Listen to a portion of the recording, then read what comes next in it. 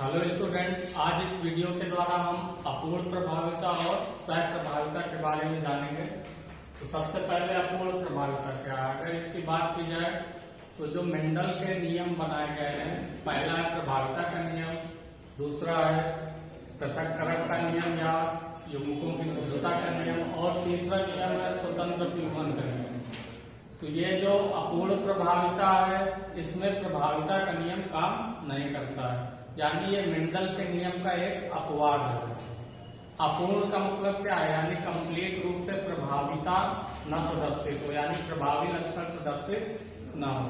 तो इसमें क्या होता है कि कुछ पादप और जंतु होते हैं, उनमें जो प्रथम संतानीय पीढ़ी यानी जो F1 पीढ़ी होती है, उनकी संतानों में कोई भी लक्षण पूर्ण रूप से प्रभावी स्पष्ट नहीं होता। इसका मतलब क्या हुआ कि जो प्रभावी लक्षण है वो भी पहली पीढ़ी में स्पष्ट नहीं होता है। नहीं तो प्रभाविता के नियम के अनुसार क्या होता है कि जो प्रभावी लक्षण होता है वो F1 पीढ़ी यानी प्रथम संतानीय पीढ़ी में प्रदर्शित होता है, और अप्रभावी लक्षण साथ में रहते हुए भी छिपा रहता है। लेकिन अपूर्ण प्रभाविता में क्या है कि ना तो इसमें प्रभावी लक्षण, कोई भी प्रभावी लक्षण प्रदर्शित नहीं होता। तो इसे हम क्या कहते हैं, यानी जब कोई भी लक्षण पूर्ण रूप से प्रभावी नहीं होता है, तो इसे हम ये भी कह सकते हैं कि वो मध्यवर्ती होता है, यानी ना तो वो शुद्ध हो प्रभावी लक्षण प्रदर्शित होगा, ना शुद्ध अप्रभावी लक्षण प्रदर्शित होगा, दोनों का मिक्सचर प्रदर्शित हो जाता है। क्या, यानी दोनों के बीच का प्रदर्शित हो जाता है, यानी उसे हम क्या कहते हैं, मध्यवर्ती। अपूर्ण प्रभाविता की खोज किसने की थी, तो कारेंस ने की थी। और किसने की थी, गुलाब बांस एक पौधा होता है जिसका वानस्पतिक नाम मिराबिलिस जलापा होता है। तो इन्होंने इसके लाल पुष्प वाले, शुद्ध लाल पुष्प वाले पौधों का संकरण शुद्ध सफेद पुष्प वाले पौधों के साथ कराया। तो F1 पीढ़ी में उन्हें कैसे पुष्प वाले पौधे प्राप्त होते हैं, गुलाबी पुष्प वाले। तो गुलाबी क्या है ना, इसमें प्रभावी लक्षण कौन सा, लाल है, और अप्रभावी सफेद है। और दोनों में क्रॉस कराया जाता है तो लाल प्रदर्शित नहीं होता, दोनों के मध्य का प्रदर्शित हो जाता है, यानी लाल और सफेद के मध्य का, यानी गुलाबी रंग के पुष्प वाले पौधे प्राप्त होते हैं। और अगर उनमें F1 पीढ़ी में जो गुलाबी पुष्प वाले पौधे प्राप्त होते हैं, उनमें अगर स्वपरागण कराया जाता है, तो F2 पीढ़ी में भी 1:2:1 के रूप में लाल, गुलाबी और सफेद पुष्प वाले पौधे प्राप्त होते हैं। अब जैसे यहाँ पे देख लीजिए, शुद्ध लाल पुष्प यानी कैपिटल आर से प्रदर्शित करते हैं, शुद्ध सफेद पुष्प को स्मॉल आर से प्रदर्शित करते हैं।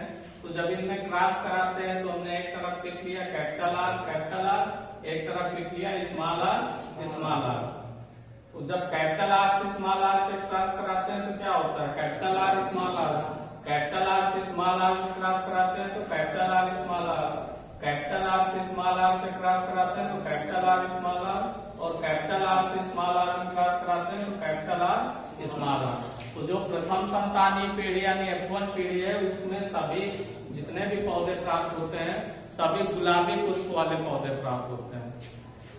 अब यहाँ पर क्या कराना है कि जो F1 पीढ़ी में गुलाबी पुष्प वाले पौधे प्राप्त हुए, तो उनके माध्यम स्वपरागण कराएंगे। तो कैपिटल आर स्मॉल आर यानी गुलाबी पौधे, तो हमने कैपिटल आर स्मॉल आर का कैपिटल आर स्मॉल आर के बीच में क्रॉस कराया। तो एक तरफ हमने लिख लिया कैपिटल आर स्मॉल आर, एक तरफ कैपिटल आर स्मॉल आर, अलग अलग लिख लिया, कैपिटल आर अलग स्मॉल आर अलग, दोनों साइड पे। अब कैपिटल आर से कैपिटल आर पे क्रॉस कराएंगे तो क्या होगा, double capital R. Capital R से स्मॉल आर पे कराएंगे तो capital R small R, capital small R capital R पे कराएंगे तो कैपिटल आर स्मॉल आर, और स्मॉल आर से कराएंगे तो स्मॉल आर। तो कैपिटल आर किसे प्रदर्शित करता है, लाल पुष्प को। तो ये कैसा पुष्प होगा, लाल पुष्प वाला पौधा होगा। कैपिटल आर स्मॉल आर किसे प्रदर्शित करता है, गुलाबी, ये गुलाबी पुष्प वाले होंगे, और स्मॉल आर सफेद। तो जो F2 पीढ़ी की संतानें होंगी, उसमें 1:2:1 के रूप में लाल, गुलाबी और सफेद पुष्प वाले पौधे प्राप्त होते हैं। ये इनका फिनोटाइप अनुपात भी है और जीनोटाइप अनुपात भी है। यानी लक्षण प्रारूप भी है और जीन प्रारूप भी है, दोनों अनुपात सेम होते हैं। कैसा? 1:2:1। तो ये हुआ अपूर्ण प्रभाविता। ये क्या है कि मेंडल के जो नियम है उसका एक अपवाद है, यानी इसमें F1 पीढ़ी में कोई भी प्रभावी लक्षण स्पष्ट रूप से प्रदर्शित नहीं होता है और इनमें मध्यवर्ती लक्षण प्रदर्शित हो जाता है। जैसे लाल और सफेद पे क्रॉस कराएंगे तो गुलाबी वाले प्राप्त होंगे।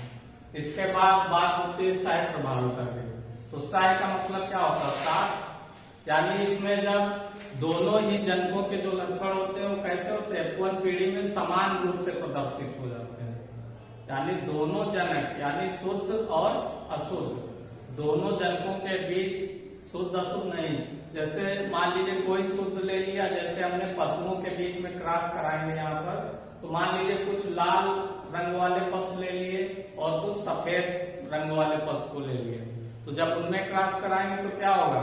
लाल रंग और सफेद रंग दोनों एक साथ F1 पीढ़ी के जो संतानें होंगी उनमें दोनों कलर एक साथ आ जाते हैं। तो कैसी संतान होती है? चितकबरी होती है, यानी लाल रंग का पशु है और सफेद रंग का पशु है, दोनों के बीच में क्रॉस कराते हैं तो F1 पीढ़ी में दोनों का मिक्सचर आ जाता है, यानी कुछ जगह पे लाल रंग प्रदर्शित होगा, कुछ जगह पे सफेद रंग प्रदर्शित होगा, तो जिससे संतान का रंग कैसा हो जाएगा? चितकबरा हो जाएगा।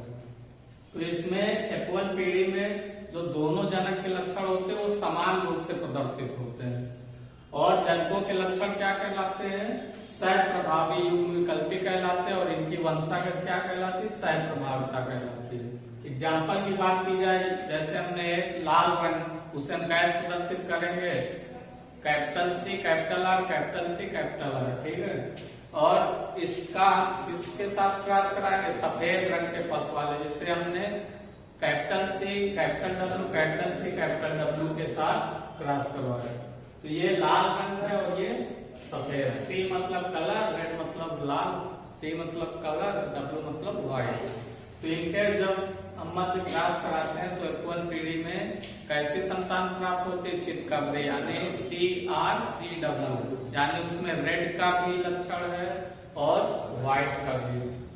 जैसे यहाँ पे देख लीजिए, लाल रंग को हमने CR से प्रदर्शित किया है और सफेद रंग को CW। तो यहाँ पर एक तरफ हमने CR अलग अलग लिख लिया, CW भी अलग अलग लिख लिया। इनके मध्य क्रॉस कराते हैं तो CR से CW पे कराते हैं तो CR कैसा होगा? चितकबरा। CR से CW में कराएंगे तो CW चितकबरा, फिर CR से CW में कराएंगे तो चितकबरा, CR से CW में कराएंगे तो चितकबरा। तो जो F1 पीढ़ी है उसमें कैसी संतानें प्राप्त हो रहे हैं? सभी चितकबरे रंग की प्राप्त हो रहे हैं। अब जो F1 पीढ़ी में चितकबरे रंग की संतानें, उनके मध्य हम क्रॉस कराएंगे, यानी चितकबरे और चितकबरे के मध्य क्रॉस कराएंगे। तो एक तरफ हमने CR लिख दिया, दूसरी तरफ भी CR, एक को फीमेल एक को मेल मान लिया। इनमें क्रॉस कराएंगे तो CR से CR पे कराएंगे तो CR यानी लाल रंग वाला, CR से CW में कराएंगे तो CR यानी चितकबरे रंग वाला, CW से CR पे कराएंगे तो CR चितकबरे रंग वाला, और CW से CW में कराएंगे तो CW यानी सफेद रंग वाला। तो F2 पीढ़ी में अगर देखा जाता है तो लाल, चितकबरा और सफेद रंग के जो पशु हैं वो 1:2:1 के रूप में मिलते हैं, और ये अनुपात उनका जीनोटाइप अनुपात भी होगा और फिनोटाइप अनुपात भी होगा। तो दोनों में थोड़ा सा अंतर है। अपूर्ण प्रभाविता में क्या है कि जो प्रभावी लक्षण है वो स्पष्ट रूप से प्रदर्शित नहीं होता है और उनके मध्य का लक्षण स्पष्ट हो जाता है, तो वो अपूर्ण प्रभाविता है।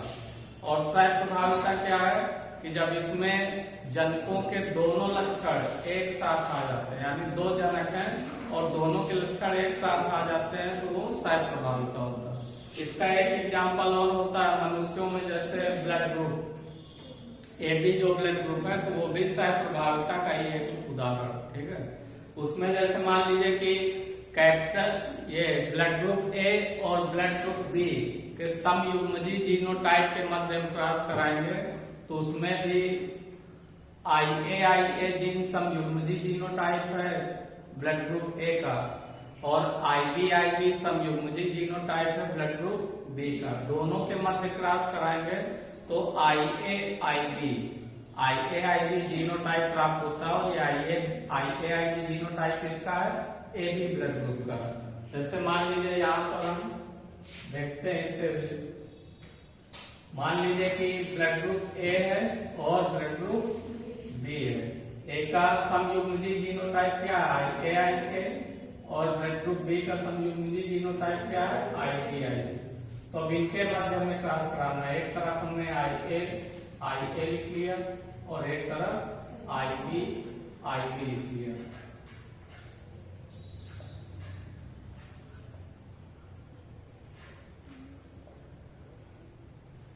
इनके मध्य क्रॉस कराएंगे तो क्या होगा? एक को फीमेल मान लेते हैं और एक को मेल, तो IAIB हो जाएगा और IAIB हो जाएगा, IAIB और IAIB। तो ये IAIB जीनोटाइप किसका है? ब्लड ग्रुप AB का। किसका है? ये ब्लड ग्रुप AB है, ये भी AB है, AB और ये भी AB। तो अगर मान लीजिए कि माता का जीनोटाइप A है, A ब्लड ग्रुप है, और समयुग्मजी जीनोटाइप ले रहे हैं IAIK, और पिता का जीनोटाइप, पिता का ब्लड ग्रुप B है और उसका समयुग्मजी जीनोटाइप IBIB लेते हैं, तो इनके मध्य जब क्रॉस कराएंगे तो जो उनकी संतानें होंगी उनमें AB ब्लड ग्रुप होगा। कैसा होगा? AB। तो यहाँ पर भी क्या है? IA जीन IB जीन के साथ आपस में मिलकर क्या बना लेती है? IAIB। तो ये दोनों क्या हो जाते हैं? सह प्रभावी। यानी ये यहाँ पर अलग अलग जीनोटाइप है, लेकिन जब ये संपर्क में आते हैं तो सह प्रभावी हो जाते हैं। तो सह प्रभाविता का ये भी एग्जाम्पल है कि मनुष्य में AB ब्लड ग्रुप।